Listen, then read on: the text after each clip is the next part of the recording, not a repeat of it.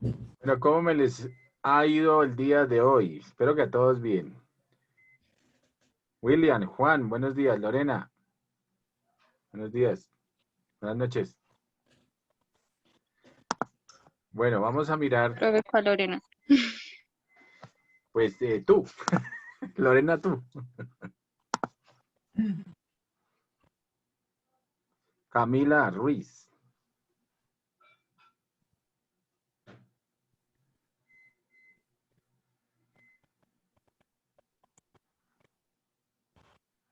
Bueno, vamos a mirar hoy el video que habíamos hablado de cómo funciona la máquina de la economía, pero desde la perspectiva, pues es la misma perspectiva de Ray Dalio, pero está mucho más desagregada la explicación, no tanto como la máquina que está, el video que muestra los 30 minutos, sino como eh, mm, más explicativo para que lo tengan. Pero antecitos,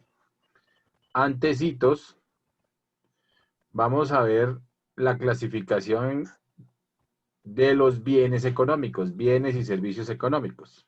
¿Ok? Bienes y servicios económicos. En el caso de los bienes o los bienes y servicios económicos son elementos materiales en el caso de los bienes o inmateriales en el caso de los servicios que satisfacen necesidades. Entonces también ahí tenemos la misma clasificación, ¿no? Tangibles e intangibles. Entonces los elementos materiales son tangibles y los inmateriales son los famosos intangibles. Ok, cuando son bienes económicos es porque son útiles, escasos y que se pueden transferir, transferibles. Cumplen tres características. Son útiles, es decir, beneficiosos o provechosos para el consumidor. Son escasos, por lo tanto son económicos. Y transferibles, es decir, son permutables. Para entender mejor, tenemos que comprender el concepto de necesidad, es decir, la sensación de que algo falta, la carencia de algo unida al deseo de satisfacer esa carencia, el de utilidad, es decir, el sentimiento subjetivo, o sea, que es propio de cada individuo. Pero fíjense ahí, bienes y servicios son elementos materiales o inmateriales que satisfacen necesidades. Esa es la definición de los bienes. Pero tenemos necesidades, que es la sensación de que algo falta, la carencia de algo unida al deseo de satisfacerla, ¿cierto? Carencia, escasez, por eso hay necesidades, y ese deseo de satisfacerlo, y la utilidad es un sentimiento subjetivo. Acuérdense lo que estamos hablando, no es objetivo, porque eso depende de cada individuo. Entonces, subjetivo de felicidad que experimenta una persona al consumir un bien. Entonces, para alguna persona puede ser satisfacer una necesidad solamente por decir algo con un bocado. En cambio, hay personas que no se satisfacen con un solo bocado, ¿no? Entonces, eso es parte de la subjetividad de la utilidad. De la felicidad que experimenta una persona al consumir un bien. Y el de escasez, que La escasez es que se encuentra en menor proporción de la que se necesita o de la que se demanda. es cuando se encuentra en menor proporción de la que se lo necesita, es decir, que contamos con que los recursos son limitados y las necesidades son infinitas. Los individuos decimos que tienen necesidades, las cuales son satisfechas por bienes, elementos materiales o servicios, elementos inmateriales. La pregunta es, ¿son escasos? Porque si no son escasos, son considerados bienes y servicios, los cuales comúnmente se los llama libres. Serían bienes y servicios libres cuando no son escasos. Entonces, en cierta forma, el aire obviamente pues, es eh, es un bien libre, ¿cierto? El mar sería, la arena de las playas sería un bien libre. Y si son escasos, entonces estamos hablando de... Profe, pero el agua se puede considerar como bien escaso, es El, comercializado el y agua, es agotable. pero el agua potable, porque si vamos a ver el agua en términos generales, pues está el mar, ¿no? Entonces sería como un bien libre. ¿Mm? Económicos, que es el cual es objeto de estudio de la economía y cumple estas tres características que son útiles, escasos y transferibles. ¿Cómo se clasifican estos bienes económicos, objeto del estudio de la economía? ¿En bienes finales o bienes intermedios? Entonces los bienes económicos, digamos, hay dos grandes divisiones, bienes económicos y bienes no económicos o bienes libres que llaman. Los bienes económicos tienen otras dos divisiones, que son bienes finales o bienes intermedios. Son los famosos bienes finales o intermedios y los bienes intermedios de la producción. Los bienes finales son aquellos que ha finalizado el proceso de producción y que están listos ya sea para su consumo o para el empleo en producir más bienes económicos. Entonces la diferencia ahí fundamental entre los bienes finales de consumo y de capital son que los bienes de capital sirven precisamente para hacer más bienes de consumo. Entonces los bienes de capital son las famosas herramientas, maquinarias, tecnología de punta para producir aún más, para aumentar la producción y la productividad o reproducir la producción de consumo. Esos son los famosos bienes de capital. Mientras que los bienes intermedios son aquellos que han sufrido una transformación y van a seguir sufriendo transformaciones hasta que se incorporen al bien final que va a satisfacer las necesidades. Por ejemplo, un ejemplo de bien finales es una camioneta y un ejemplo de bien intermedio es la rueda que se incorpora a esa camioneta. A su vez, los bienes finales se clasifican en bienes de consumo y en bienes de capital. Los bienes de capital son aquellos que no satisfacen directamente las necesidades, al igual que los bienes intermedios tampoco satisfacen directamente las necesidades, pero la diferencia es que los bienes de capital son empleados para producir los bienes y servicios sin incorporarse al bien que satisface la necesidad. Vea, eso es importante. Los bienes de capital producen los bienes finales sin incorporarse, sin ser parte de los bienes de consumo. Por eso son las maquinarias, son la tecnología de producción. En cambio, los bienes intermedios sí se incorporan al bien final. Un ejemplo...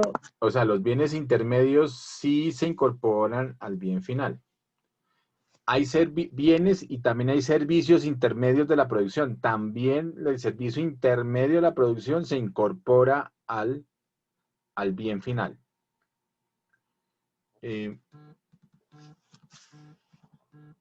Regálenme solo un segundito. Hello.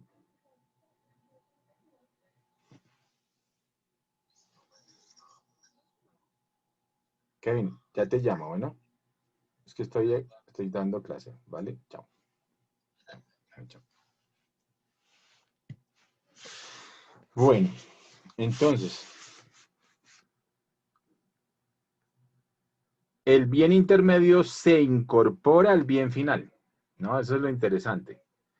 Y en la minería, por ejemplo, en la minería de carbón, ¿sí? ¿Alguien está preguntando algo, chat?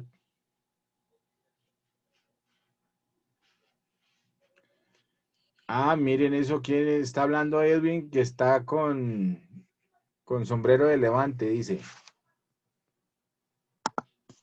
¿Quién es ese hombre? No, mentiras. Está de Jalisco usted, hombre, pilas. Todavía no, porque eso es por ahí a las 10 de la noche, todavía no. Espero que no se haya tomado ni un trago todavía. Bueno. Entonces, el bien intermedio, por ejemplo, en la minería, muchas veces hay servicios intermedios también en la producción y se pueden incorporar, que se deben incorporar al producto final de la minería. Entonces, muchas veces hay muchos servicios e inclusive a veces el transporte interno de las minas se incorpora, ¿cierto? O las maquinarias internas de las minas que son necesarias para extraer el carbón, por ejemplo, son bienes intermedios de la producción o servicios intermedios de la producción y se incorporan al bien final. ¿Cuál es el bien final? La extracción de 1 tonelada de carbón. Entonces, todas esas maquinarias grandísimas, por ejemplo, que hay en el Cerrejón, ¿cierto? Esas que son las mega... ¿alguien ha ido por allá al Cerrejón o ha visto esas mega camiones, mega tractomulas? ¿No las han visto? ¿Sí? Eso, todos son parte de 1 tonelada de carbón, porque sin esas mega volquetas, palas mecánicas, pues no podría extraerse el carbón. Esos son bienes intermedios de la producción y se incorporan al bien final. Pero obviamente, desde el punto de vista, digamos, para el IVA y para todo este tema de cosas, para las comercializadoras internacionales, pues eso es parte de un bien intermedio de la producción. Para efectos de la, digamos, de la cuantificación contable, ojo con lo que les estoy diciendo, pues es un bien de capital, porque ese bien de capital está generando, obviamente, todo lo necesario para volver a reproducir el bien de consumo al final de cuentas, que es ese carbón. Claro que ahí lo tenemos que ver como un bien al final, un bien de producción como materia prima, ¿cierto? En ese caso sería una materia prima que se va a utilizar para producir o energía, ¿cierto? Por ejemplo, el carbón térmico, el de Cerrejón se exporta es para las termoeléctricas para producir energía, producir electricidad. O también se puede utilizar, dependiendo del tipo de carbón, ¿no? Entonces, se puede utilizar para producir acero. Entonces, el que llaman el famoso carbón siderúrgico, que es más hacia el interior aquí de las tierras boyacenses, santanderianas. Todas estas tierras tienen carbón, que llaman el carbón coquizable, carbón siderúrgico, ¿cierto? Que sirve para producir acero. Y con el hierro, con el mineral de hierro, se produce el acero. Entonces, tiene una determinada función, ¿cierto? Entonces, ahí hay que ver cuál es el destino final del producto. Si es materia prima, pues sigue siendo, no sería un bien final, sino un bien intermedio, ¿no? Pilas con lo que estamos mirando. Bueno, sigamos.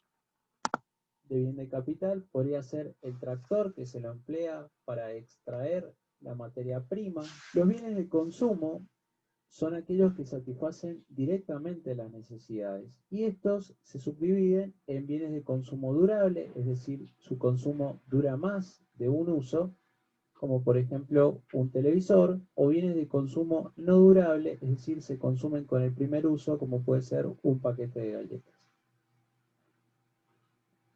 Ahora hablemos de los factores de producción, es decir, aquellos que Bueno, entonces, ahora como no durable, es decir, se consumen con el primer uso, como puede ser un paquete de galletas. esa es la primera clasificación de los bienes económicos. Bueno, entonces en bienes finales o bienes intermedios, los finales se clasifican en de consumo y de capital y los de consumo en durables y no durables. Bueno, para que lo tengan así súper claro. Galletas. Ahora hablemos de los factores de producción. Los factores de producción ya se lo saben, ¿cierto? Pero aquí lo vamos a repasar rapidito. Es decir, aquellos que son combinados en el proceso de producción junto con los bienes intermedios y la tecnología para poder elaborar bienes y servicios.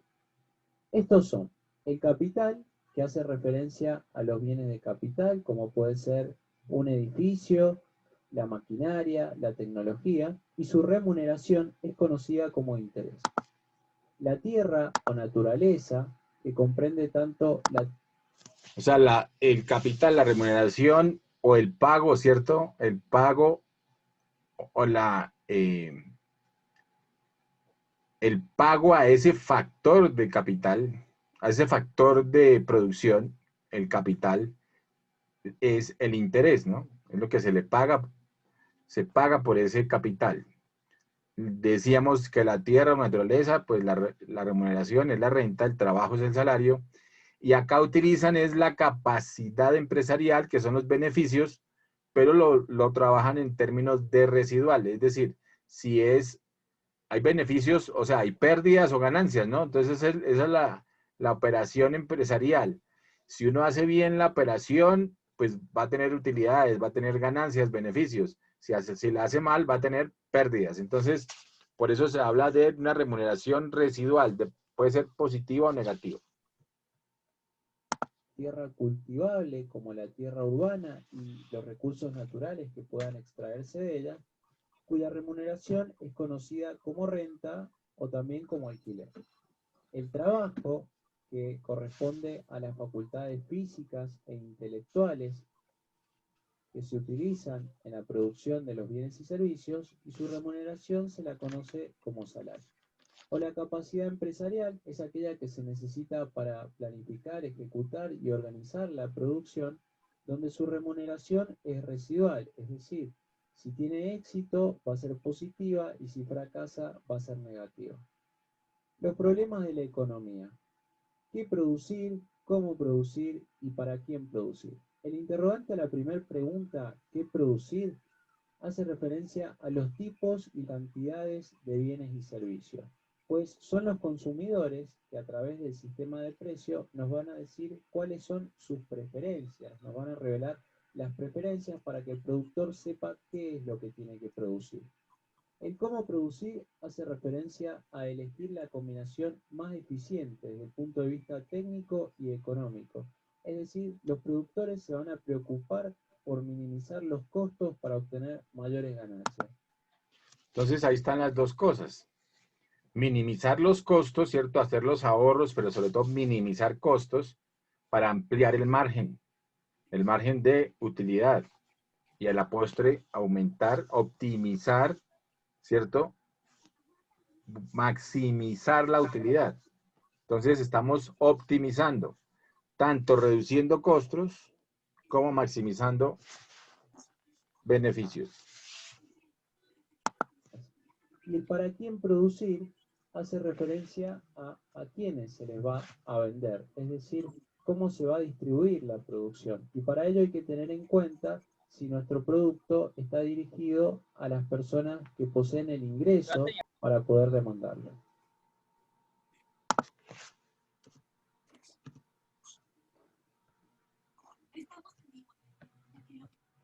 Ok.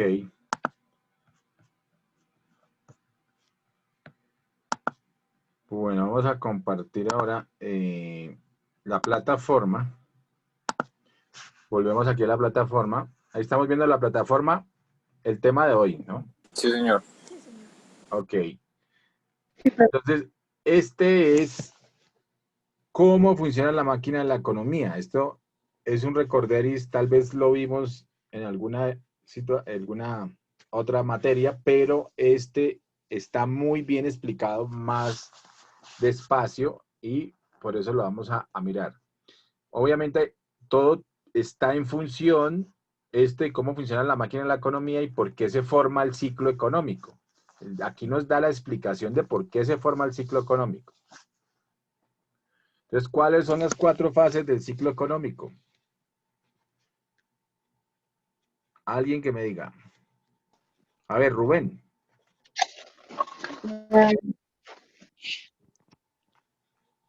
Rubén Espinosa. Quiero oírlo hoy. Profe, esperamos, yo busco aquí en el cuadro.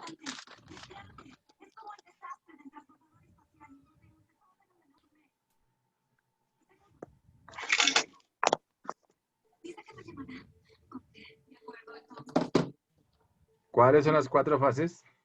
El ciclo. Recuperación, recesión, auge y No, pero el auge habíamos dicho que no era como tal auge, pues se podía llamar como auge, expansión o algo así. expansión. Entonces, expansión, Desaceleración, desaceleración, recesión Recesión, y recesión recuperación. y recuperación. Ok, muy bien. ¿En qué etapa supuestamente estamos y vamos a empezar a evolucionar? ¿En cuál etapa? En la recesión, sí, estamos en la recesión.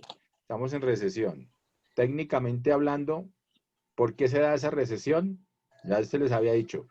2 trimestres en decrecimiento, 2 trimestres el PIB en decrecimiento.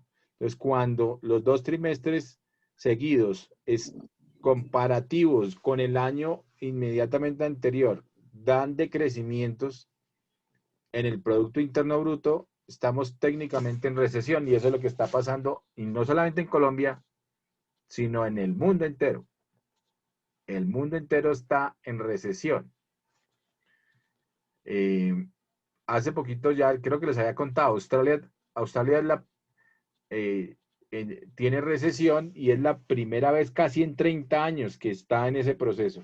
Siempre había estado creciendo, había tenido algunos bajones como todas las economías, pero nunca había entrado en recesión. Es la primera vez que estos 2 trimestres han decrecido. Para Australia, por ejemplo. Bueno, entonces veamos esto.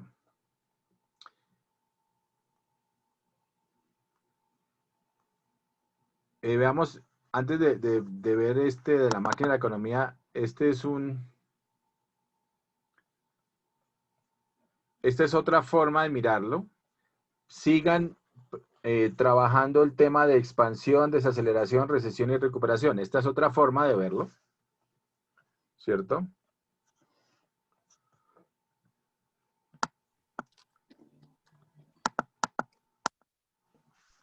Entonces, digamos, otros textos, pues hablan de auge, crisis, recesión y recuperación. Pues, en cierta forma, pues auge sería la expansión, ¿cierto? Pero crisis puede ser tanto arriba como abajo. Más sin embargo, pues esta es otra fórmula para verlo, ¿no? El pico máximo lo llaman crisis porque es cuando empieza la bajada, ¿cierto? Empieza la recesión. ¿Ok? Bueno, entonces esto es otra fórmula para verlo, pero acá hay una serie en el ciclo, para que se den cuenta, como la serie de emociones, las emociones, ojo, con esto es un tema, digamos, de emociones y expectativas en el ciclo económico. Eso se da, por ejemplo, para los inversionistas. Entonces, miremoslo ahí rápido. Y significa ingresos y MDOS es mercados. Entonces, al principio, cuando va subiendo en expansión, hay optimismo, confianza en los mercados. Ya cuando estamos más arriba, estamos emocionados, ¿cierto? Hay incremento del empleo. Cuando hay incremento del empleo, hay incremento de los ingresos. Entonces la gente tiene más ingresos. Entonces acá se dan los momentos de entusiasmo, emoción en la inversión. Se entusiasma para invertir. Aquí hay un punto, en el punto de crisis está el punto de euforia, ¿no? Es cuando todos los mercados están, lo que llaman el boom de la economía, todos los mercados están arriba, ¿cierto?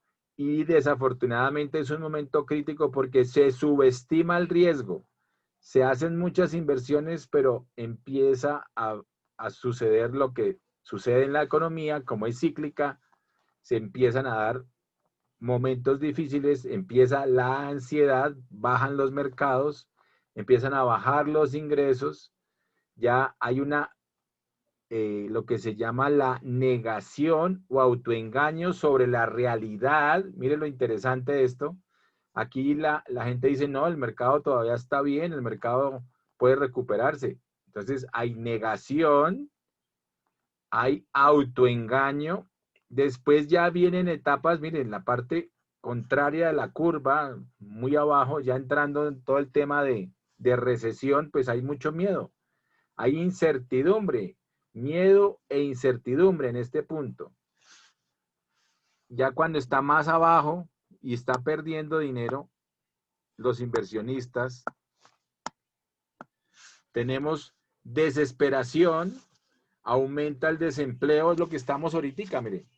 Tenemos momentos de desesperación, tenemos incremento de la tasa de desempleo, menores ingresos, hay menores utilidades y hay cierres, ¿no? Cierres de empresas, menores utilidades, hay menores créditos.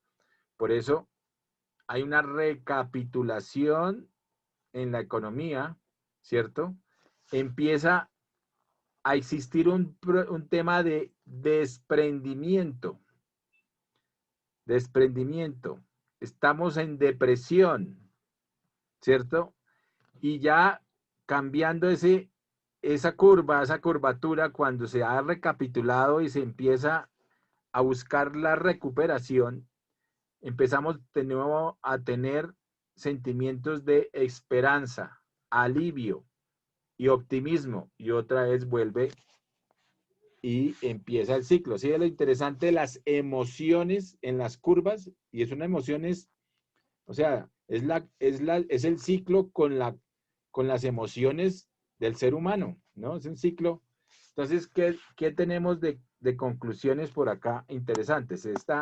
Aquí en esta parte, o sea, en la que estamos actualmente, ojo, los que tienen liquidez, como el señor, uno de los hombres más ricos del mundo, que se llama Warren Buffett, él habla de que en las crisis, precisamente en los momentos difíciles, en los momentos en los que todo el mundo no confía en los mercados, es cuando él entra a los mercados con liquidez y hay que saber hacer inversiones. Entonces dice, esta es la mejor etapa aquí, después del desprendimiento, ¿cierto? Se venden empresas, se quiebran empresas, pero hay que saber cuáles y cómo y a qué precio comprarlas, teniendo la liquidez, ¿no? Eso es lo que ha hecho Warren Buffett.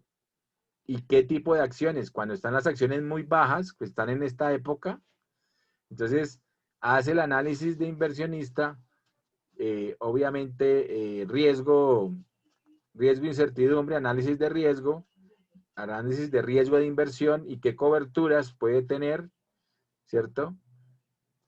Versus qué utilidades puede llegar a darse.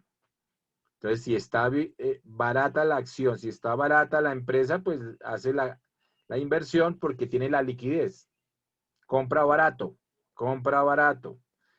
sale del desprendimiento. Acá en este desprendimiento de los demás es lo que aprovecha el señor Warren Buffett. Entonces dice, esta es la mejor etapa de inversión porque, y sobre todo para el mercado de acciones, porque en esta depresión puede conseguir uno lo que se llamaría las gangas, ¿no? Las famosas gangas. Acá, todo lo contrario, en esta euforia, es la peor etapa de inversión en el mercado de acciones porque se subestima el riesgo. Esto es una cosa muy importante. Se subestima demasiado el riesgo, la gente no le importa, cree que está el mercado bollante y que va a seguir creciendo, cuando todo lo contrario, lo que empieza es a bajar. ¿Ok? Bueno, entonces eso quería mostrarles como las emociones. Profe, yo tengo una pregunta, qué pena. Sí, no, tranquilo. Profe, su merced, según su punto de vista, ¿cuánto, digamos, Colombia va a durar con esa recesión? Con esta recesión, lo que pasa es que, bueno, tal vez no tanto mi punto de vista, sino los análisis de los diferentes economistas y las proyecciones de los diferentes economistas que tenemos en el país están hablando de que empiece la recuperación, ¿cierto? La recuperación de la economía colombiana con estos incentivos de dos formas. Una que sería de esta fórmula, que sería en U, ¿cierto? Entonces, en U se va a demorar y dicen, no, es que queremos que la recuperación sea en B, o sea, que salte de aquí, estamos como por acá y salga aquí derecho, como hacia arriba, como en una B. o lo que llaman la V, ¿no? La B de vaca, no la B de burro, la B. Entonces, la recuperación en B, si se llega a dar, si se llega a seguir estimulando la economía, generaría que en 6 meses empecemos a tener reactivación ya real. Los economistas normalmente están hablando de una recuperación en U, que se vaya a dar en U de la economía colombiana y que puede generar, o puede tardarse, digamos, unos 2 a 3 años. ¿Ok? Hay otros que son más pesimistas y hablan de que la real recuperación es a 7 años, que todavía no hemos terminado. Hay unos más escépticos, que todavía no hemos terminado la recesión, o sea, que la recesión todavía quedan unos meses por darse, que podrían ser unos 4, 5, 6 meses, y que ahí sí empezaría la recuperación. Pero, Profe, qué pena lo interrumpo. no sé. Su merced quiere decir en B, quiere decir que se salta uno de los puntos que su merced nombró, que se salta depresión, esperanza, ¿se salta eso? Más que saltarse es que se da mucho más rápido, ¿cierto? O sea, la curva en U es que es mucho más lenta la recuperación. La recuperación en B es que sale más rápido. Entonces, como sale más rápido, voy a tener optimismo mucho más rápido, voy a tener alivio y esperanza mucho más rápido, ¿sí? O sea, que voy a llegar más rápido a ese entusiasmo, eso va a dinamizar el mercado. Y entonces voy a saltar más rápido, no se me demora tanto cada uno de estos sentimientos, digámoslo así, cada una de estas emociones, ¿cierto? Entonces, Listo, profe, gracias.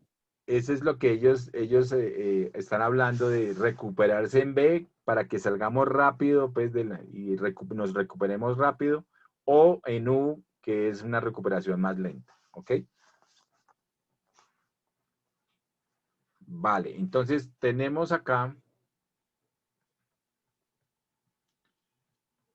Ahí ustedes lo tienen en la plataforma, lo pueden bajar. Bueno, está del ciclo económico, está en PDF, ahí está en la plataforma. ¿Sí lo vieron ya? Mírenlo, acá está, ciclo económico. Uy.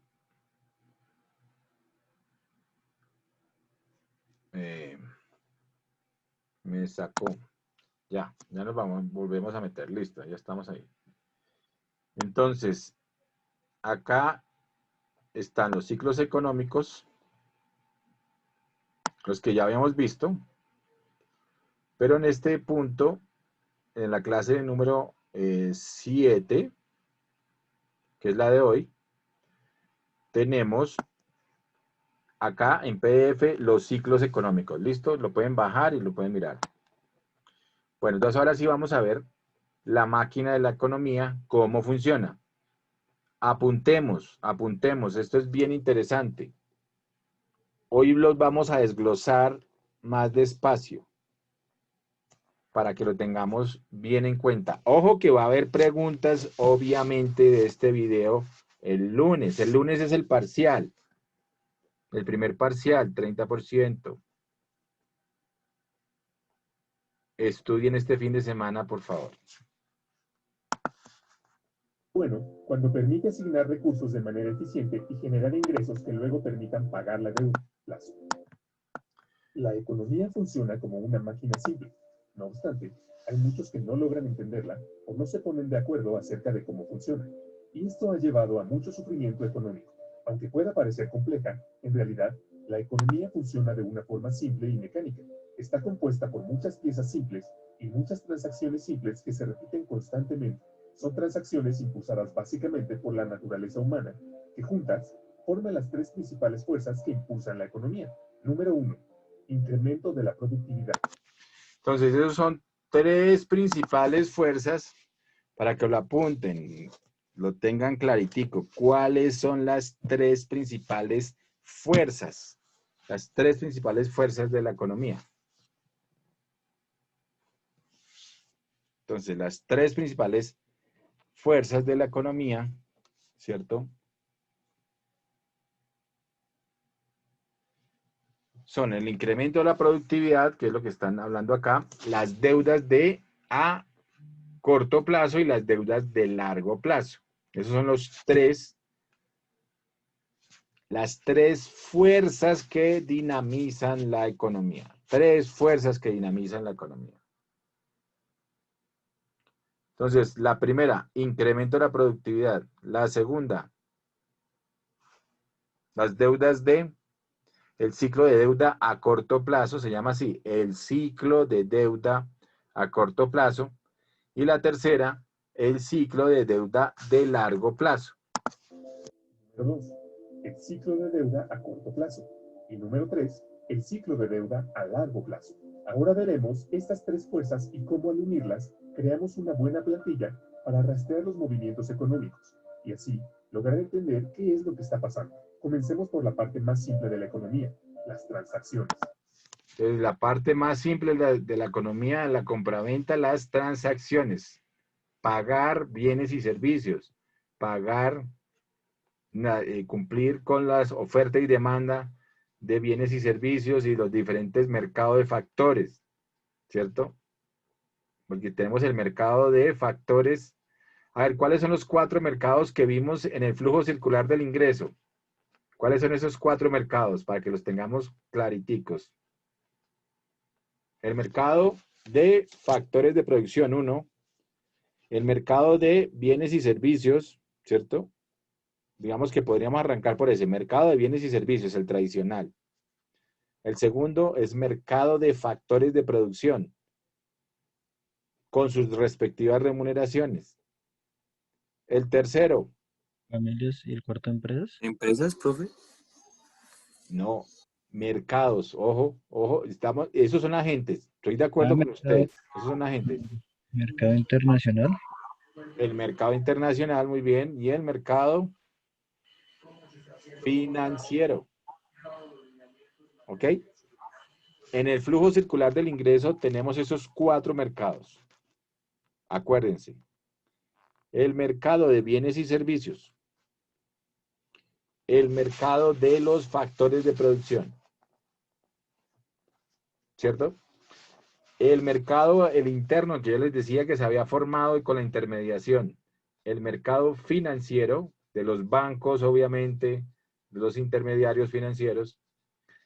Y el que tú dijiste, Diego, al final, obviamente, el mercado de comercio exterior o el mercado internacional. Son los 4 mercados los 4 mercados básicos, digamos, en la economía y en el flujo circular de la economía. ¿Sí veis lo interesante? Estamos recordando todas las cosas. Todo eso es clarísimo. La economía es la suma de todas las transacciones que la conforman. La economía es la suma de todas las transacciones que la conforman. Pues claro, o sea, compra y venta, oferta y demanda de todos los bienes y servicios y de todos los mercados. En la intermediación financiera. Créditos. O sea, todo eso son transacciones en el fondo. Una transacción es algo muy sencillo. Hacemos transacciones todos los días.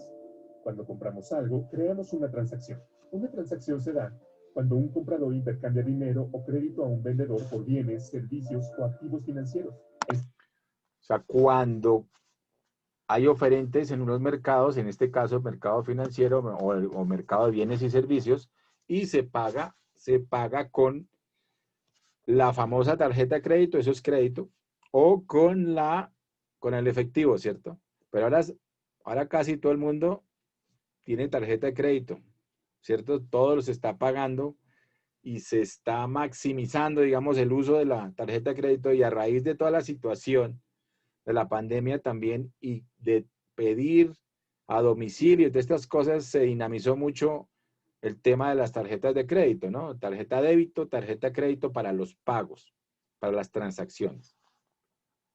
El crédito se gasta como el dinero. Cuando sumamos el dinero gastado con el crédito gastado, obtenemos el gasto total. Cuando se suman esos dos, ¿cierto? El crédito y el gasto, ¿cierto? Nos dan el gasto total, la sumatoria de esos dos. El gasto total impulsa la economía, sí. Entonces, obviamente el gasto total, ¿qué significaría qué? El consumo.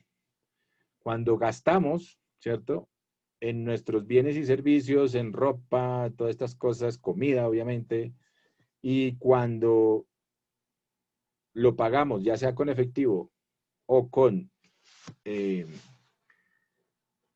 crédito, pues estamos aumentando el gasto, estamos aumentando el consumo, ¿cierto? Y esto es lo que impulsa la economía. Acuérdense en qué partecita impulsa la economía. Acuérdense del Producto Interno Bruto.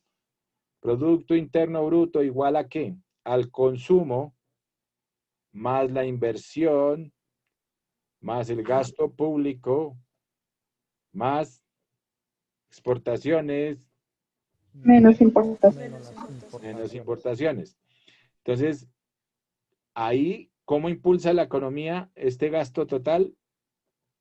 Sobre todo en el consumo, pues también con la inversión, pero sobre todo, estamos hablando aquí de esos mercados, el mercado laboral, el mercado, que son los mercados los factores, el mercado inmobiliario, el mercado de la tierra, bueno, etcétera, etcétera.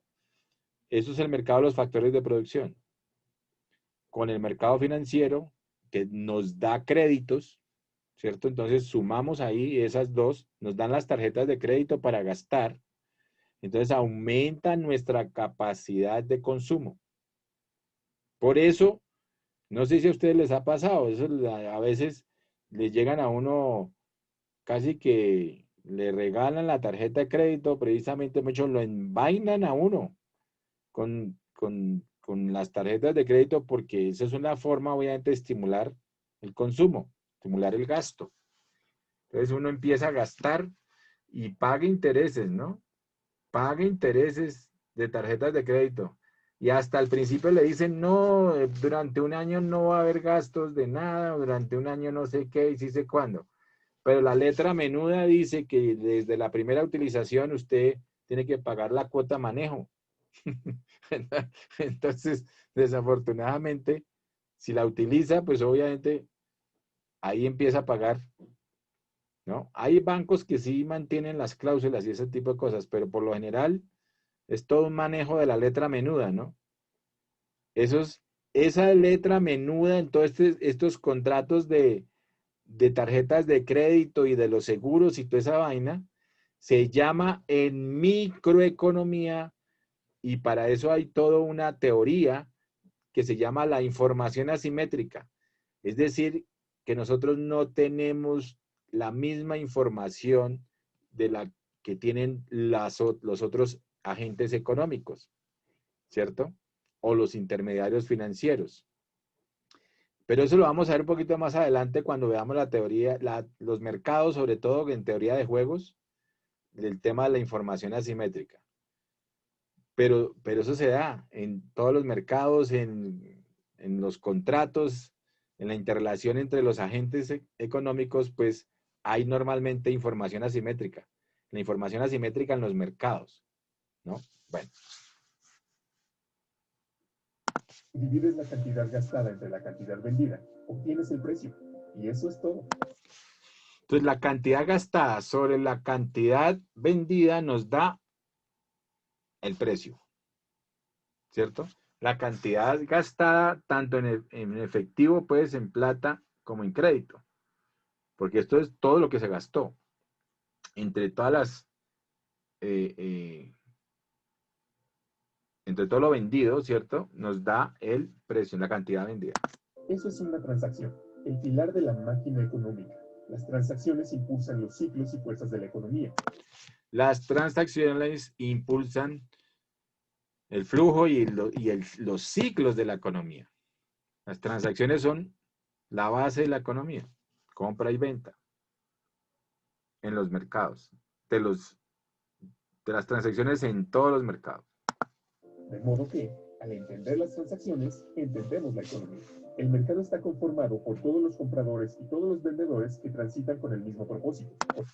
En el mercado, ¿cuáles son los tres elementos del mercado? Compradores, vendedores, oferta, demanda, producto y otro, precio. Precio. Entonces uno necesita esos cuatro componentes pues para que haya mercado. Por ejemplo, hay un mercado de trigo, un mercado de automóviles, un mercado de valores. Hay un mercado para millones de cosas más. La economía se compone de todas las transacciones en todos los mercados. Entonces la economía se compone, por eso es el agregado, ¿no? De todas esas transacciones en todos los mercados. Ese es el agregado, la sumatoria de todos esos.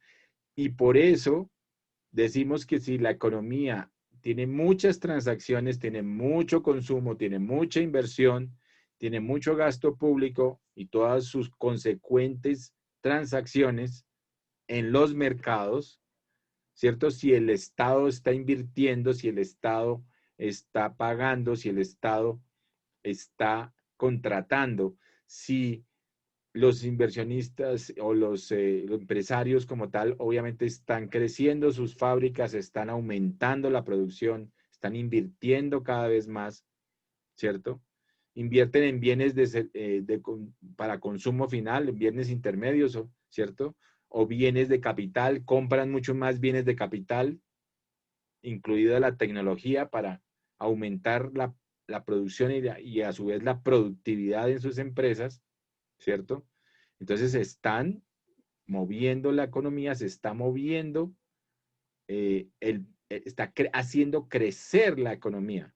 Entonces, ahí está, Producto Interno Bruto igual, consumo más la inversión, más el gasto público, todas las transacciones de cada uno de estos ítems, más exportaciones, menos importaciones, porque acuérdense ese diferencial, ¿no? Las exportaciones netas que son exportaciones menos importaciones nos dan exportaciones netas.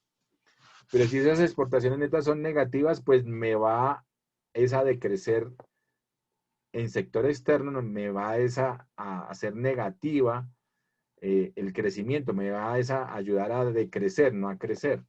Entonces, y eso se resta, así de sencillo. Si mi sector externo está mal, pues ahí tengo un problema grande en la economía.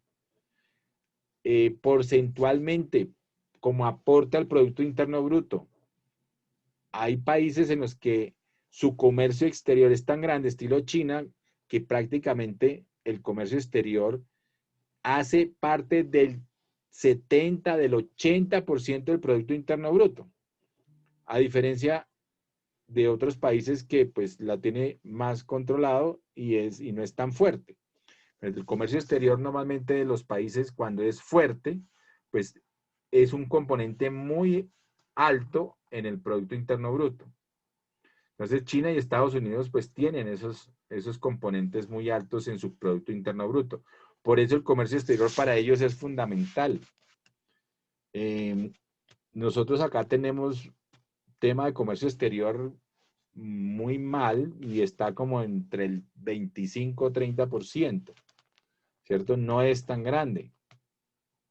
Y desafortunadamente, aún así, como no es tan grande, pues es negativo, y como es negativo, pues un porcentaje del 20% negativo, pues me ayuda a bajar la economía, a que haya decrecimiento económico. ¿Ok? Bueno. Si sumamos la cantidad total de gastos más la cantidad total vendida, tendremos todo lo que se necesita saber para comprender la economía. Es así de simple. Los individuos, las empresas, los bancos y los gobiernos, todos participan en transacciones como las que describí anteriormente. Intercambian dinero y crédito por bienes, servicios y activos financieros. Entonces, todos los agentes se interrelacionan, intercambian bienes y servicios por activos financieros, dentro de ellos, obviamente, el dinero y el crédito. El mayor comprador y vendedor es el gobierno. Normalmente, fíjense, lo importante también en ese orden de ideas, el mayor comprador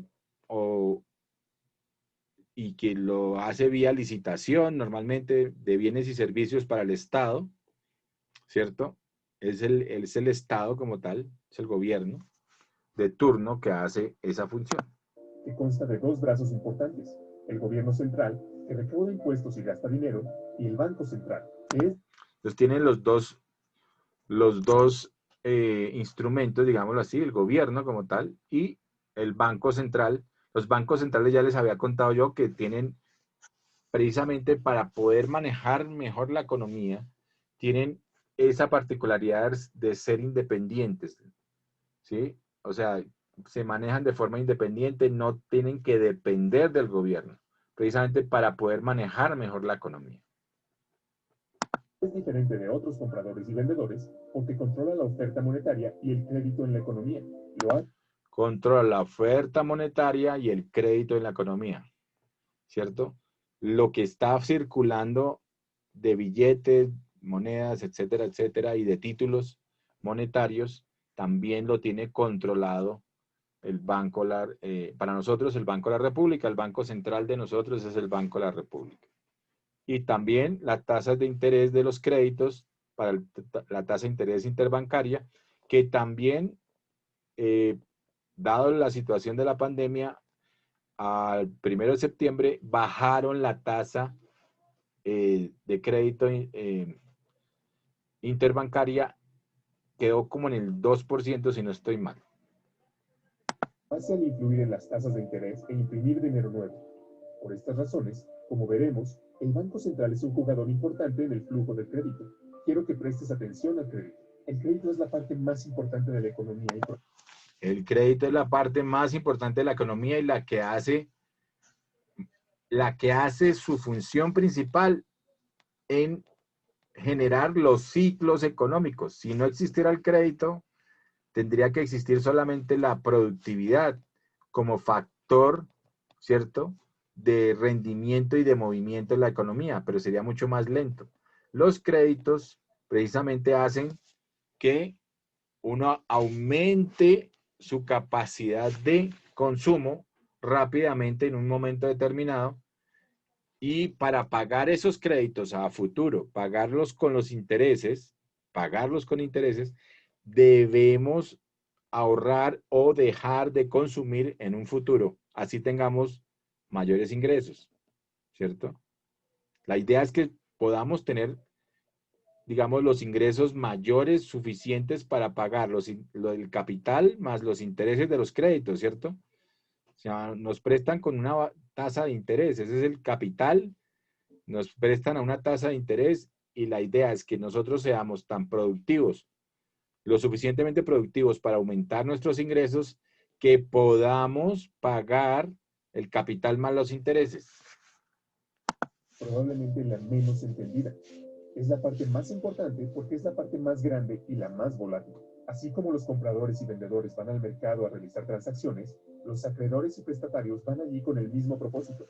Los prestamistas generalmente quieren que su dinero se transforme en más dinero, y los prestatarios generalmente quieren algo que no pueden pagar, como una casa o un automóvil, o quieren invertir o iniciar algún tipo de negocio, por ejemplo. El crédito puede ayudar tanto a los prestamistas como a prestatarios a lograr sus objetivos. Los prestatarios se comprometen a devolver la cantidad de dinero prestada, llamada capital, más un porcentaje adicional, llamado interés. Cuando las tasas de interés son altas, las personas se endeudan menos, porque el crédito encarece.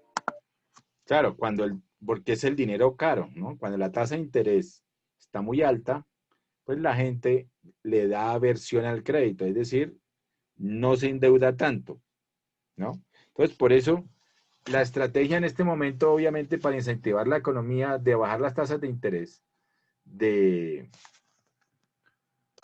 Banco de la República, pues puede ser importante, ¿no? A ver, ¿qué dice?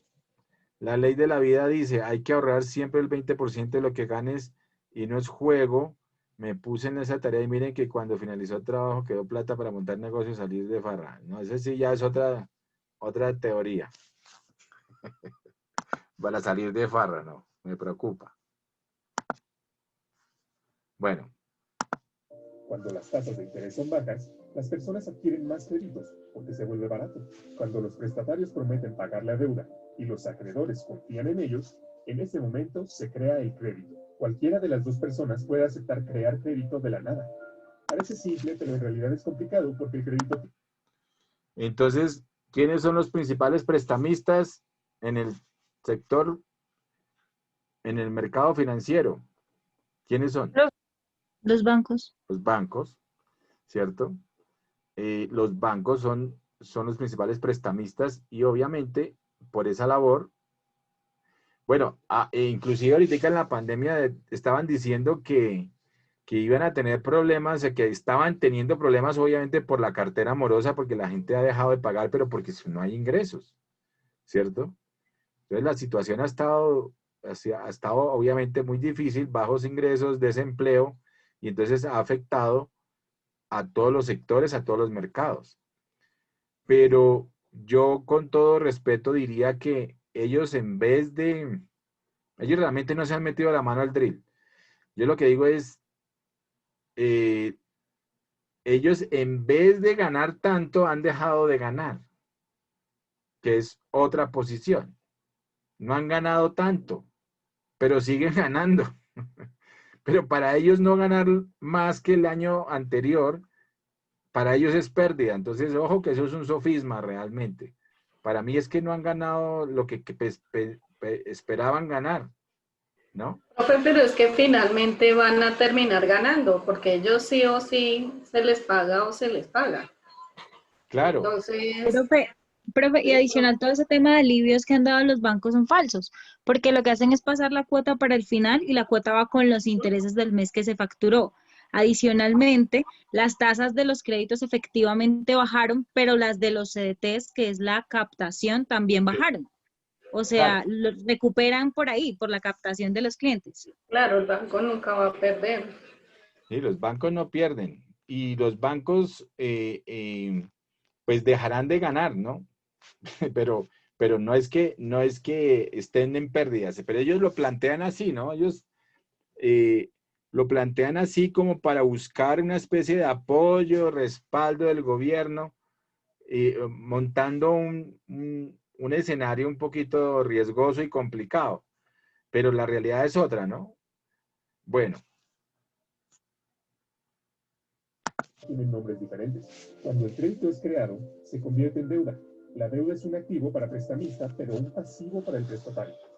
En el futuro, cuando el prestatario devuelve el préstamo con todo e intereses, tanto el activo como el pasivo desaparecen y la transacción es saldada. Pero, ¿por qué el crédito es tan importante? Porque cuando un prestatario adquiere un crédito, puede incrementar sus gastos. Y recuerda, el gasto impulsa la economía. Porque el gasto de una persona es el ingreso de la otra. Piénsalo. Cada dólar que gastamos lo gana otra persona.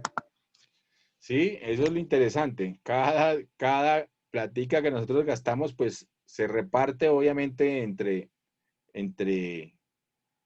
y es el ingreso de otra. Ingreso de las empresas, es el ingreso, ¿cierto? Si yo compro un bien en X precio, en Carulla, pues va a ser el ingreso para Carulla y va a haber las utilidades y en la mayoría de las transacciones que haga Carulla, pues obviamente, mientras más transacciones haga y mientras más márgenes de utilidad, más márgenes o beneficios tenga, pues más utilidad va a tener, obviamente. Entonces, pero todos esos gastos impulsan la economía, ¿sí? Son los ingresos de otra empresa. Todo lo que yo gaste, todo lo que nosotros gastamos, por eso es tan importante en la economía y por eso, para hacer crecer las economías, impulsan el gasto de las familias, ¿cierto? Cuando nos confinaron, pues por efectos de la pandemia, obviamente lo que se hizo fue una baja en la demanda, decreció la demanda de las familias, pues de la mayoría de los otros bienes y servicios que estábamos acostumbrados o usualmente se tenían. Por ejemplo, no se bajó la demanda totalmente, por ejemplo, en prendas de vestir, porque obviamente estaba cerrado todo el comercio. Bajó la demanda en transporte, en vehículos, bajó la demanda en diversión, obviamente, en viajes, en turismo, en logística, o sea, todas las cosas que antes se hacían normalmente, pues bajaron la demanda. Entonces, obviamente eso lo que hizo fue generar parte de la problemática, acrecentó la recesión en la que se iba a dar en el año 2020, que eso se sabía que iba a haber una caída de la economía, pero lo que hizo la pandemia fue acelerar el proceso de recesión de la economía. Y cada dólar que ganamos fue gastado por otra persona. De manera que cuando gastas más, alguien está ganando más.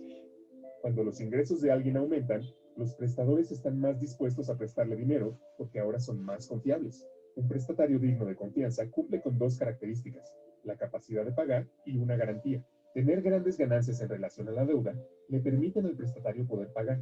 En caso de no poder pagar, el prestatario tiene activos de valor que puede usar como garantía y pueden venderse. Es por ello que los prestamistas se sienten cómodos prestándole dinero. De esta manera, el incremento de ingresos permite tomar más préstamos y esto a su vez permite más gasto. Y como el gasto de una persona es el ingreso de otra, esto conduce a más préstamos y así sucesivamente. Esta fórmula se retroalimenta y conduce a un crecimiento económico. Es por eso que tenemos ciclos. En una transacción hay que dar algo para obtener algo a cambio. La cantidad obtenida depende de cuánto es producido. Con el tiempo aprendemos y ese conocimiento acumulado aumenta nuestro nivel de vida. Esto se conoce como crecimiento de la productividad. Aquellos que son creativos y trabajan duro incrementan su productividad y su nivel de vida más rápido que aquellos que son complacientes y flojos, aunque no necesariamente a corto plazo. La productividad es más importante a largo plazo, el crédito a corto plazo. Entonces, la productividad es un tema de largo plazo. Entonces, hay que hacer, digamos, todo lo posible, ¿cierto? En las empresas, en la economía propia, pues por tratar de ser más productivos. En esa misma orden de ideas, como familia, como, digamos, o como empresarios, pues hay que ahorrar recursos, ahorrar energía, bajar los gastos, ¿cierto? Eso ayuda a aumentar la productividad, bajar los costos de vida, ¿cierto? Y en esa misma proporción van a aumentar la productividad, ¿cierto? Aumenta la productividad. Esto se debe a que el crecimiento de la productividad no fluctúa mucho. Es por ello que no es la fuerza que genera las fluctuaciones económicas. En cambio, la deuda sí lo es. O sea, los créditos, lo que está diciendo ahí es que la productividad no genera los ciclos económicos. Lo que realmente genera los ciclos económicos es la deuda, es los créditos, son los préstamos que nos hacen. Porque la deuda permite gastar más de lo que se produce y nos obliga a consumir menos de lo que producimos cuando la reintegramos. Las fluctuaciones de la deuda ocurren en dos ciclos grandes, uno que dura alrededor de 5 a 8 años y el otro que dura alrededor de hasta 75 o 100 años. Entonces, esa es, digamos, se volvió a dar de 5 a 8 años, porque acuérdense que tuvimos en el año 2009, ¿cierto? Una caída de las bolsas en el mundo, del famoso subprime en Estados Unidos, y 8 años más ya venía de nuevo la otra caída y se está dando de nuevo ese ciclo de caída acelerado, desafortunadamente, por la pandemia. Aunque la mayoría de las personas no lo sienten, generalmente no los ven como ciclos, porque los ven muy de cerca, día tras día, semana tras semana. En este capítulo daremos un paso atrás y veremos estas tres grandes fuerzas y cómo interactúan y dan forma a nuestras experiencias. Como ya se mencionó, las fluctuaciones alrededor de la línea no dependen de cuánta innovación o trabajo duro haya, sino que depende principalmente de cuánto crédito hay. Imaginemos por un momento una economía sin crédito. En este tipo de economía, solo podría incrementar mis gastos si incremento mis ingresos. Esto me exige ser más productivo. Entonces, la única fórmula sin crédito, pues es trabajar mucho más, trabajar muchas más horas, en ese orden de ideas, tratar de tener más ingresos, y entonces sería trabajar día y noche, ¿no? Cosa que es bastante complicada y difícil. Y por ende, trabajar más. El único camino hacia el crecimiento es incrementar la productividad. Como los gastos de una persona son los ingresos de otra, la economía crecerá solamente cuando yo u otra persona incremente su productividad. Si seguimos las transacciones y las mostramos, veremos el progreso como la curva de crecimiento de la productividad. Pero cuando tomamos préstamos, tenemos ciclos. Esto no se debe a ninguna ley o reglamento, se debe a la naturaleza humana y al funcionamiento del crédito. A la naturaleza humana y al funcionamiento del crédito. veíamos que cuando hablaban de los ciclos económicos del año 2020, ¿cierto? No decían que, obviamente mostraron que no es perfectamente curva esto es para explicarlo, ¿no? Para explicar el ciclo, entonces para que demostrar que vuelve y se repite el ciclo. Pero obviamente es totalmente diferente. En la realidad esto una serie, parece lo que se llama un tema de estos de marcapasos, ¿cierto? Como del corazón, ¿cierto? Ese,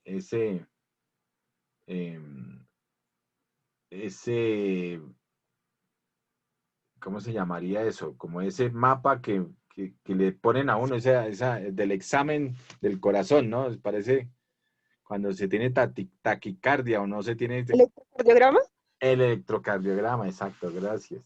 Ese electrocardiograma, pues eso realmente es lo que parece un electrocardiograma, el crecimiento de un país, y ahí se muestran los ciclos de una forma u otra, ¿no?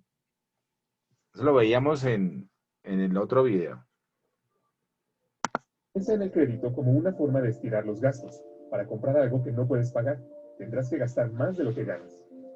Para hacerlo, debes pedir prestado a tu yo del futuro. Al hacer esto, crearás un tiempo en el futuro en el que tendrá que gastar menos de lo que ganas para poder saldar esa deuda. Muy pronto comenzará a formarse un ciclo. Cada vez que te endeudas, creas un ciclo. Esto es una verdad que se cumple tanto en individuos como en toda la economía. Es por eso que comprender el crédito es tan importante, porque pone en marcha una serie de sucesos futuros mecánicos impredecibles. Esto es lo que hace diferente al crédito del dinero. El dinero es aquello con lo que saldamos transacciones. Cuando compramos una cerveza en efectivo, la transacción es saldada de inmediato. Pero si la compramos con crédito, será como crear una cuenta en el bar. Estás diciendo que prometes pagarlo en el futuro. Juntos, tú y el barman crean un activo y un pasivo. Acabas de crear un crédito de la nada. Más tarde, cuando pagas la factura en el bar, desaparece el activo y el pasivo.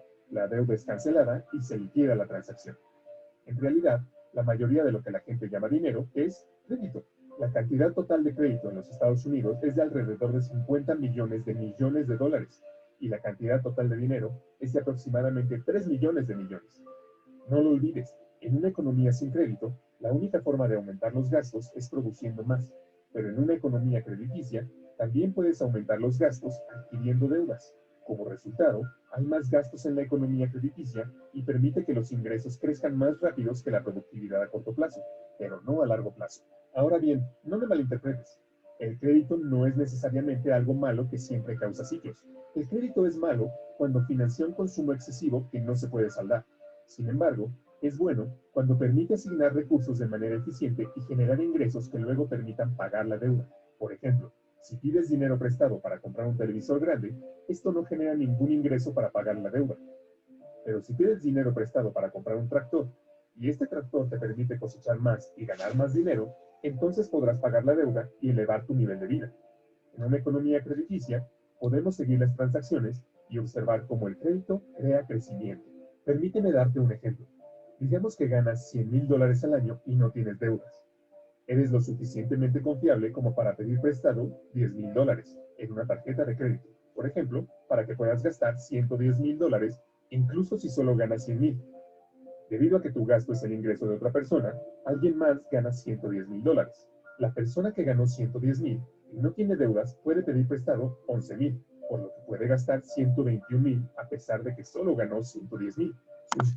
Eso es lo que se llamaría una progresión geométrica. Fíjense cómo el crédito empieza a hacer crecer geométricamente el endeudamiento en el sistema, ¿cierto? Que cada uno va a pedir acorde, bueno, y habrá algunos que se endeudan no solamente en el 10%, estamos hablando de un crecimiento del 10% de cada uno, ¿cierto? 11,000, de 110,000, pues 11,000, y ya podría gastar 121,000. Habrá muchos agentes económicos que se endeudan no solamente en el 10, sino en el 20, en el 30. Entonces eso obviamente hace crecer exponencialmente la deuda. Los gastos son los ingresos de otro.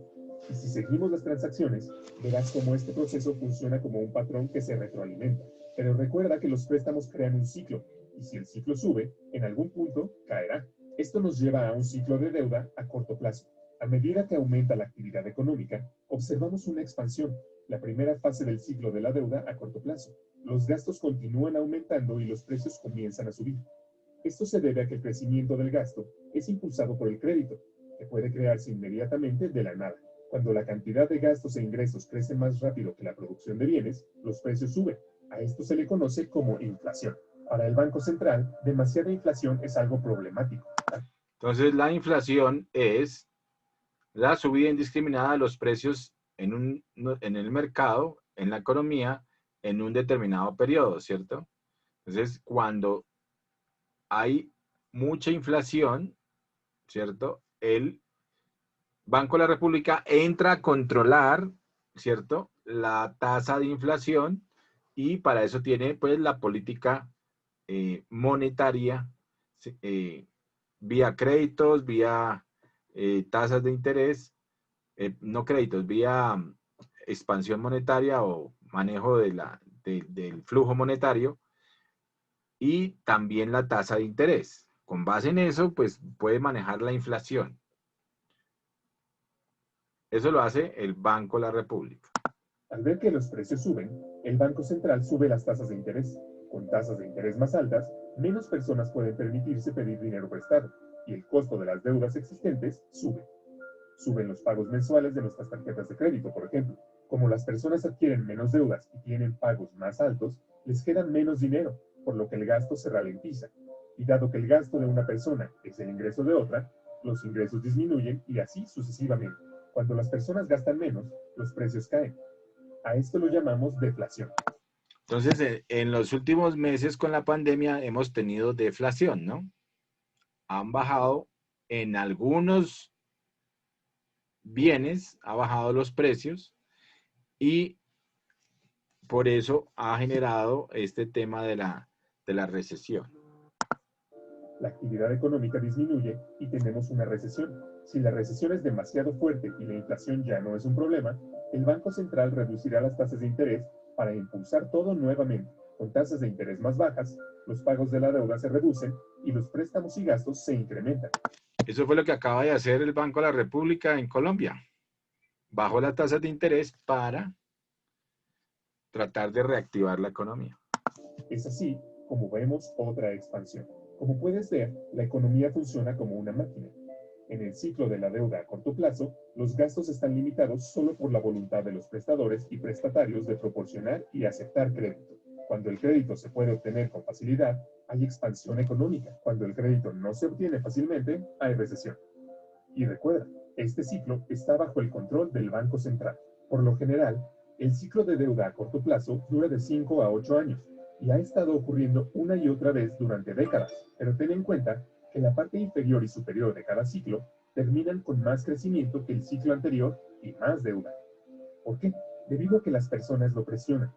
Tienden a pedir prestado y gastar más que a pagar las deudas. Es la naturaleza humana. Debido a esto, durante mucho tiempo, las deudas crecen más rápido que los ingresos. Esto forma el ciclo de deuda a largo plazo. A pesar de que las personas se endeuden cada vez más, los prestadores aumentan su crédito aún más. ¿Por qué? Porque todos piensan que todo está muy bien. La gente solo se enfoca en lo que ha estado sucediendo últimamente. ¿Y qué ha estado sucediendo últimamente? Los ingresos crecieron. El valor de los activos está creciendo. El mercado bursátil ruge. Es un boom.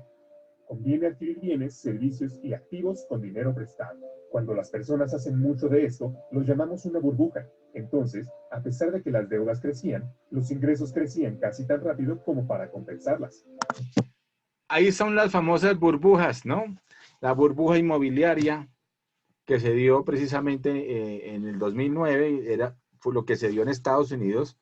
Realmente fue una burbuja inmobiliaria en la que el famoso subprime es que se vendían títulos de hipoteca, se vendieron 3 y 4 veces sin tener garantía real, es decir, una hipoteca real, sino creaban, unían títulos de deuda hipotecaria y creaban nuevos títulos valores. Entonces, eso fue lo que generó precisamente la crisis hipotecaria más grande de las últimas épocas en Estados Unidos y eso generó la caída de las bolsas, la toteada de varios bancos, entre ellos Lehman Brothers y varios bancos que se totearon precisamente porque habían comprado unos y otros habían vendido algo que no tenía respaldo real hipotecario. Entonces es como cuando yo tengo mi hipoteca de mi casa. Si allá sucedía y sucede todavía, en Estados Unidos sobre todo, que sí hacen lo que se llama la segunda hipoteca, pero aquí hicieron hasta tercera y cuarta hipoteca sobre el mismo bien, pensando en que al momento de liquidarla, supuestamente sí iba a tener una mayor valorización el bien y podía pagarse esas deudas. Obviamente eso no se da, no se dio.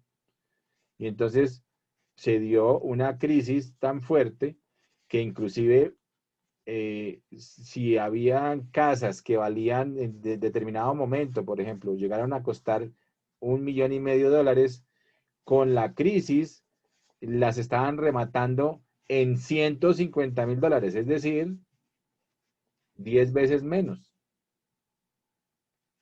¿cierto? Entonces, Profe, eso también fue culpa de las agencias de calificación, ¿no? Lo del Supremo. sí, también, exacto, también hubo una problemática digamos, de las calificadoras de riesgo que estuvieron, digamos, acomodadas, mantuvieron las calificaciones de riesgo de los bancos cuando obviamente había demasiadas deudas, demasiado endeudamiento de los mismos bancos a raíz de estas hipotecas, y eso generó, pues obviamente, esa problemática. Había bancos que obviamente habían invertido mucho en esos títulos valores y por eso terminaron pues quebrados, básicamente. Acuérdense que inclusive el Bank of America, el famoso BOFA, fue rescatado por el gobierno de los Estados Unidos. Fíjense que los bancos normalmente tienen una especie de situación en la que son muy acomodados, o sea, en determinado momento, si se llegan a quebrar, dicen, ah, no, entonces esperemos que nos rescate el Estado, ¿no? Son bastante acomodados. En este caso, y en Estados Unidos, 3 bancos fueron rescatados, hubo estos otros bancos que definitivamente pues se quebraron y no hubo forma de rescatarlos. Pero es cierto, las calificadoras de riesgo también tienen un papel ahí complicado. Llamemos a la relación deuda-ingreso carga de la deuda. Mientras crezcan los ingresos, la carga de la deuda seguirá siendo manejable. Al mismo tiempo, el valor de los activos se incrementa. Las personas toman prestadas grandes sumas de dinero para comprar activos como inversión, lo que hace que el precio aumente aún más. La gente se siente rica, de modo que, a pesar de la acumulación de una gran deuda, el aumento de los salarios y el valor de los activos les ayuda a mantenerse dignos de crédito durante mucho tiempo. Pero esto obviamente no puede continuar para siempre, y no lo hace. A lo largo de las décadas, la carga de la deuda ha aumentado lentamente, creando pagos de deuda cada vez más grandes. Cuando los reembolsos comienzan a crecer más rápido que los ingresos, obligan a las personas a reducir sus gastos, y dado que el gasto de una persona es el ingreso de otra, el ingreso comienza a disminuir. Esto hace que las personas se vuelvan menos dignas de crédito, lo que provoca una disminución en los préstamos. Los pagos de deuda continúan creciendo, causando una caída en los gastos, y el ciclo se revierte. Este es el pico de la deuda a largo plazo. La carga de la deuda simplemente se ha vuelto demasiado grande. En los Estados Unidos, Europa y en la mayoría de los países del resto del mundo, esto sucedió en 2008.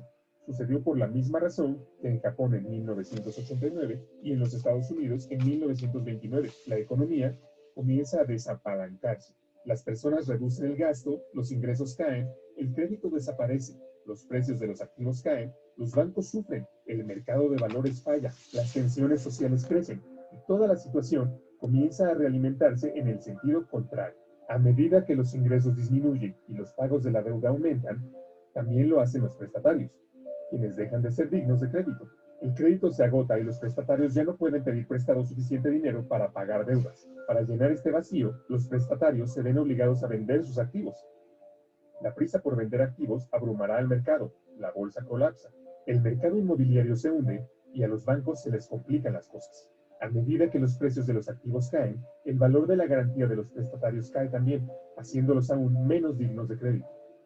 La gente se siente pobre, el crédito desaparece rápidamente, el gasto cae, los ingresos caen, la riqueza se reduce el crédito y así sucesivamente. Es un ciclo vicioso, parece una recesión, pero la diferencia es que las tasas de interés no pueden reducirse para salvar la situación. En una recesión, la reducción de las tasas de interés actúa como un estímulo para los préstamos. Sin embargo, en un desapalancamiento, bajar las tasas de interés no funciona, porque las tasas de interés ya son muy bajas y pronto alcanzarán el 0%, por lo que la estimulación termina. Las tasas de interés en los Estados Unidos alcanzaron el 0% durante el desapalancamiento de la década de 1930 y luego, nuevamente en 2008. La diferencia entre una recesión y un desapalancamiento es que la carga de la deuda de los prestatarios se ha vuelto demasiado grande y no puede reducirse bajando las tasas de interés. Los acreedores se dan cuenta de que las deudas se han vuelto demasiado grandes para pagarlas. Los deudores han perdido la capacidad de pago y sus garantías perdieron valor. Se sienten paralizados por la deuda. Ya no quieren más. Los prestamistas dejan de prestar. Los prestatarios dejan de endeudarse. La economía se vuelve indigna del crédito, como si fuera una persona. Entonces, ¿qué haces con el desapalancamiento? El problema es que las cargas de la deuda son demasiado altas y deben bajar. Hay 4 formas de que esto pueda suceder. 1. Las personas, las empresas y los gobiernos reducen el gasto. Entonces, reducción de gasto, obviamente eso es porque hay un desapalancamiento de la economía total, ¿cierto? Por eso habla que eso se ha dado en los dos casos, pero actualmente hay personas que hablan de que estamos en recesión, pero que se está desapalancando la economía y todavía faltan 6 meses para que eso se dé. Pues los economistas, digamos, más severos con respecto, más escépticos con la recuperación de la economía. Esperemos que eso no sea así y que podamos recuperarnos más rápidamente. 2. Las deudas se reducen mediante moratorias y reestructuración. 3. La riqueza se redistribuye de los que tienen a los que no. 4. El Banco Central imprime dinero nuevo. Estas 4 formas ya ocurrieron en los desapalancamientos ocurridos en la historia moderna. Por lo general, lo primero que se hace es reducir los gastos. Como acabamos de ver, las personas, las empresas, los bancos e incluso los gobiernos se ajustan al cinturón y recortan sus gastos para poder pagar sus deudas. Esto a menudo se llama medidas de austeridad. Cuando los prestatarios dejan de asumir nuevas deudas y comienzan a pagar deudas antiguas, puede que disminuya la carga de la deuda, pero sucederá exactamente lo contrario. Debido a que el gasto se reduce y el gasto de una persona es el ingreso de otra, se produce una caída de los ingresos. Al caer más rápido que las deudas, la carga de la deuda, de hecho, se incrementa. Como hemos visto, este recorte de gastos es deflacionario y doloroso. Las empresas se ven obligadas a reducir costos, lo que se traduce en mayor desempleo. Esto nos lleva al siguiente paso. Hay que reducir las deudas. Muchos deudores no pueden pagar sus deudas y las deudas del deudor son activos del acreedor. Cuando un prestatario no le paga al banco, la gente comienza a ponerse nerviosa pensando que el banco no les pagará y se apresuran a retirar su dinero. Los bancos quedan restringidos y las personas, las empresas y los bancos incurren en impago. Esta grave contracción económica es depresión. Esa es la depresión y eso se ha dado en el 29, en el 2008, ¿cierto? Y se está hablando de que en el 2020 también se está dando. Entonces, puede haber una situación difícil. Estados Unidos lo que ha hecho, por ejemplo, es imprimir dinero, ¿no? O sea, para mover la economía, lo que hizo Donald Trump fue decirle a la Reserva Federal de los Estados Unidos, imprima dinero, precisamente inyéctele liquidez a la economía para que se estimule la economía. La problemática es que estamos en Estados Unidos, está en una etapa preelectoral, es decir, está en el relanzamiento de Donald Trump, ¿cierto? Para su segundo periodo como presidente, y está la pelea muy fuerte política, y eso genera distorsiones en los mercados a todo nivel. O sea, el tema político tiene una fuerza fundamental. Si las personas tienen expectativas de que va a seguir Donald Trump, puede tener que crezca la economía porque hay, digamos, positivismo. Hay personas que, y dependiendo obviamente de sus creencias y de su posición política, pueden tener creencia de que va a ser peor la economía y entonces con que se mantenga Donald Trump y entonces tratan de buscar con el cambio de voto, ¿cierto? Que se elija a la contraparte para cambiar su perspectiva y su expectativa futura. Sí, cuéntenme. Profe, yo tengo una duda. Sí. Si nosotros en este momento estamos ingresando en un proceso de recesión, ¿por qué el Estado colombiano decidió vender los lingotes de oro, la producción de oro que nosotros tenemos, la reserva de oro que nosotros tenemos? Si al vender la reserva de oro eso produce más devaluación del peso colombiano, entonces, ¿por qué decidió o por qué tomó esa decisión de vender ese tipo de reserva? Esa decisión es para imprimirle y darle liquidez a la economía, es decir, para tener, digamos, más pesos y poderlos trasladar, ¿cierto? Poder trasladar a la economía y bajarle las reservas, digamos, en oro, lo que te da es una posición monetaria, digamos, monetaria del gobierno en la que no están en el refugio, ¿cierto? En lo que llaman activos refugio, que sería el oro y el oro y la plata, sobre todo, ¿cierto? Hay algunos otros que le apuestan al dólar, pero como el dólar ha estado fluctuando también tanto y se ha devaluado inclusive a nivel del mundo, entonces se está vendiendo a mucho más precio y se disparó el precio del oro y de la plata. Entonces, está obteniendo en este momento, por efectos de liquidez, mucho más y por efectos de valorización, la onza del oro está casi, tengo entendido, como la onza, como en $2,000 en el mercado internacional. Entonces, está disparado el precio y por eso puede tener más rentabilidad al venderlo en este momento y mayor liquidez.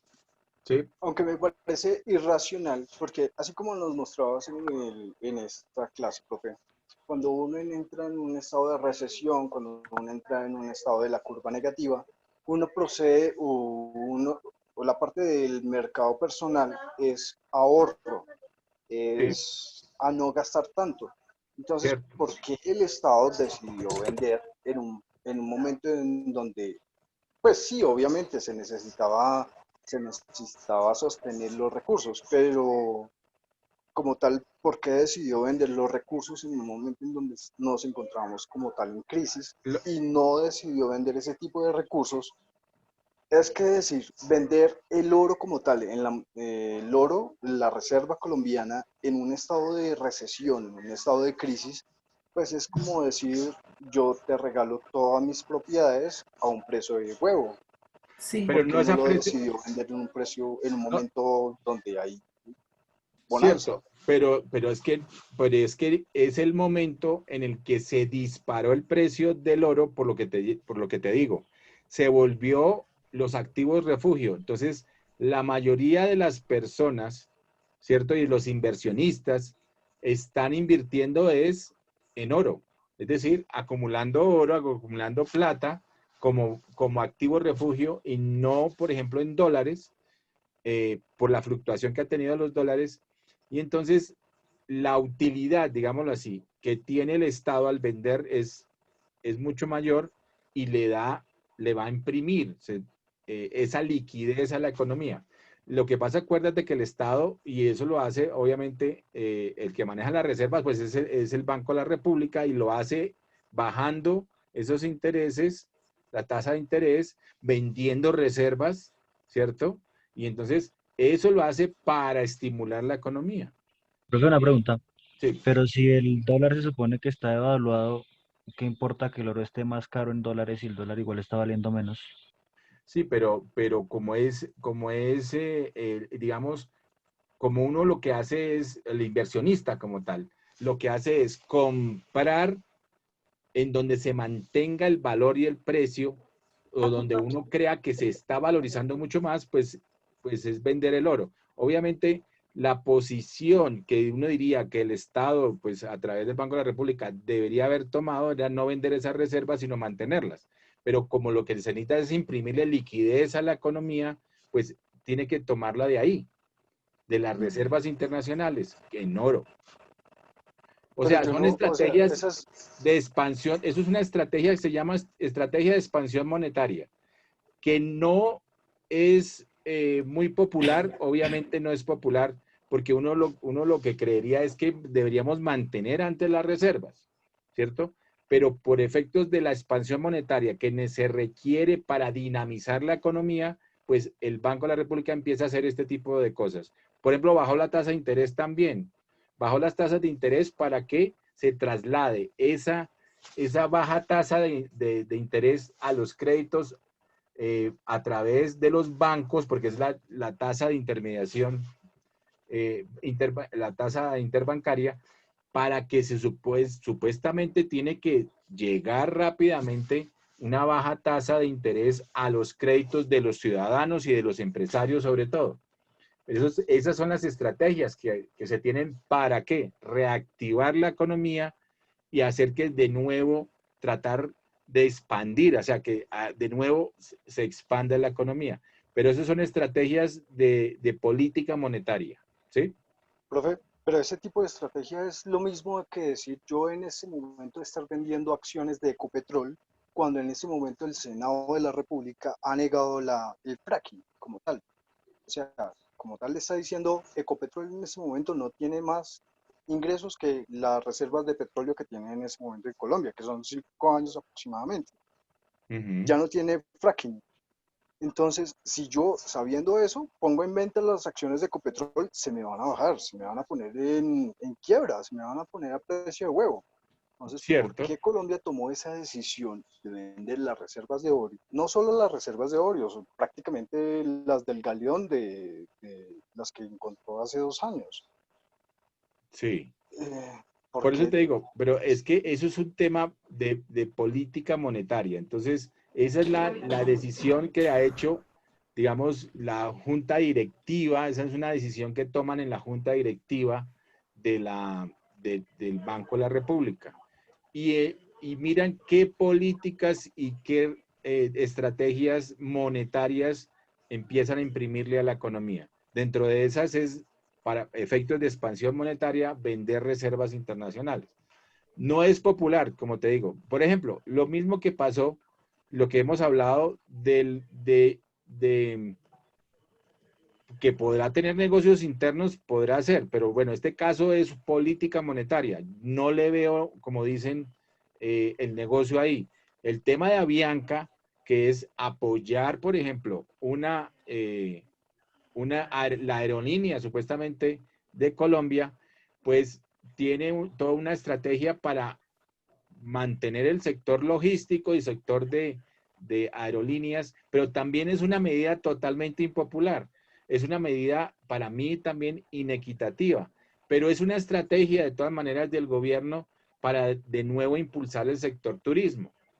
Son estrategias que sean, digamos, bien ejecutadas y que uno quisiera que fueran, digamos, más equitativas, sí, pero son demasiado impopulares al momento de lo que está viviendo el país, pero también se requieren, si uno lo ve desde la otra perspectiva, se requieren para reactivar la economía. O sea, si uno lo ve desde el punto de vista económico, tiene una lógica, pero si lo ven desde el punto de vista del negocio y de todas esas cosas, pues tiene la otra lógica que es la maldad y la corrupción. Esperemos que no sea así. Yo quiero pensar que no sea así. Que después de pronto aparezca el negocio allá detrás, desafortunadamente, ojalá que no sea así. Pero desafortunadamente, o sea, en términos de la economía, son reactivaciones y procesos que se requieren para reactivar la economía. ¿Ok? O sea, técnicamente hablando, económicamente hablando, se requiere hacer toda esa serie de inversiones, esa serie de expansión monetaria. Bueno, por favor, vayan escribiendo todos su nombre con la administración, con sus, ¿ok? Todos en el chat, por favor. Profe, Colombia en la historia no ha tenido tasas negativas, ¿cierto? No, pero sí se llegó a tener tasas de 0, tal vez 0,5, 0,3, llegó tal vez a tener, o sea, muy bajitas, sí llegó a tener, pero no negativas.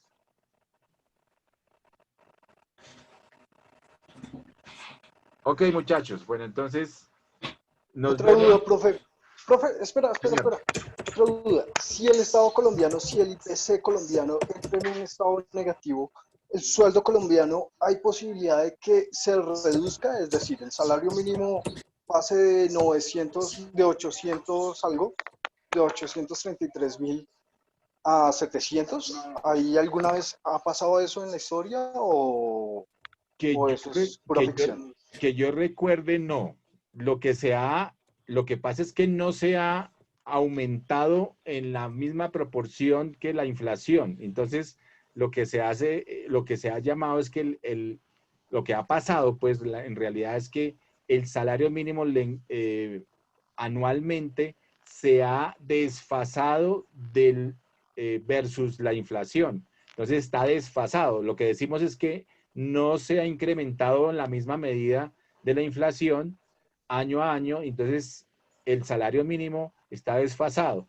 Por eso es que muchos, cuando se pelea cada año que se aumente el salario mínimo, muchos, y hay una pelea ahí, ¿no? Entre obviamente entre los trabajadores y los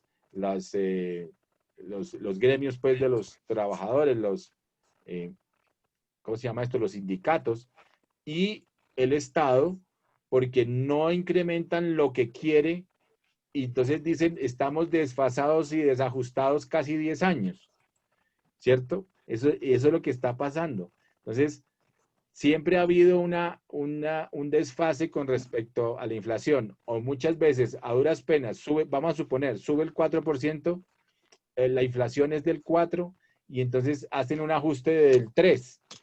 Entonces, seguimos desfasados en un 1% anual y así se va acumulando el desfase. Entonces, hemos tenido problemas digamos, con el salario mínimo en ese sentido, está desfasado. Más sin embargo, de retroceso del salario como tal, explícito, que hayan bajado el salario, no ha habido. Pero eso es otra forma de bajar el salario, desfasándolo año a año, ¿cierto? Profe, o sea que ahorita en la reunión de empresarios y el gobierno me imagino que no le van a subir nada al salario mínimo. Exactamente. A duras penas yo creo que va a ser un ajuste al tema de la inflación. Si la inflación está en el 2, va a haber un ajuste, me imagino, por el lado del 2% también. Muy poquito. Pero por lo menos se actualiza, digamos, al último precio de la inflación, al último valor de la inflación. Entonces, por lo menos no hay tanto desfase, ¿no? Ok, bueno, muchachos. Entonces, este video, pues, lo que nos da es unas conclusiones sobre por qué se mueven los ciclos. Hay un pedacito, nos quedan como 10 minuticos, pero pues ya nos toca irnos.